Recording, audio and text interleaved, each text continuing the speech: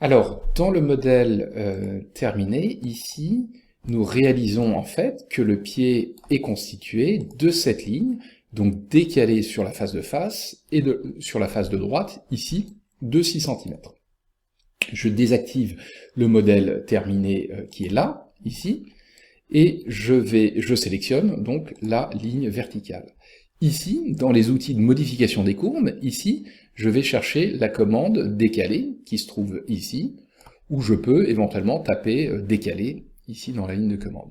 Donc la distance, je sélectionne, c'est une distance de 6, ici, et je vais basculer dans la vue de face, ici. Dans la vue de face, ici, j'ai la possibilité de la décaler donc à droite ou à gauche. Donc je choisis de la décaler à gauche. De la même manière, je retourne dans ma vue de perspective, ici, je resélectionne, et je vais réactiver cette commande. Donc réactiver cette commande à l'aide d'entrée ou à l'aide de clic droit. Voilà. Donc je bascule maintenant dans la vue de droite, ici, et je vais la décaler donc vers l'intérieur, à droite. Je n'ai pas besoin de respécifier ou de modifier donc la distance qui est 6, ici. Voilà. Et donc là, je fais un clic gauche. Voilà.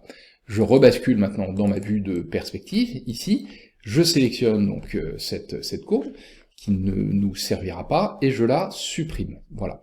Maintenant, je vais et je crée donc une ligne qui va connecter donc les extrémités des lignes qui sont là. Je sélectionne la commande ligne simple, ici, avec l'accroche fin, je sélectionne un premier point, et je sélectionne donc un deuxième point. Alors pour terminer cette leçon, je vais créer un congé, un arrondi, qui va connecter les deux verticales et qui va passer par cette troisième ligne qui est là. Donc j'ai plusieurs possibilités pour faire ça. Je vais choisir de créer un cercle qui est tangent à trois courbes. Je sélectionne donc la première verticale ici, et je note effectivement que Rhino indique et montre effectivement une ligne blanche verticale qui indique que ce cercle va venir tangent à la ligne sélectionnée. La deuxième verticale ici, et je choisis la troisième ligne qui est là. Voilà.